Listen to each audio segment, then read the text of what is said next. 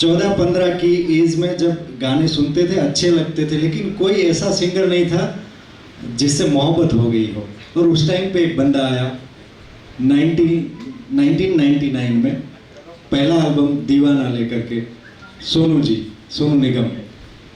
और तब से उनके साथ मोहब्बत हो गई।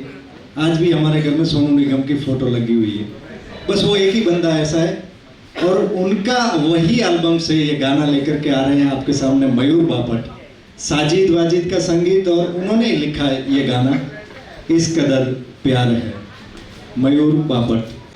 Thank you Kaushal sir. Raju भाई, ये ज़रूरी था इस गाने के लिए, क्योंकि इस गाने में फील की जो ज़रूरत है उसके लिए सामने उनका होना ज़रूरी है, क्योंकि ये गाना है सांसों से सांस तक का, दिल से दिल तक का। अगेन थैंक यू राजू भाई, कौशल भाई, थैंक यू।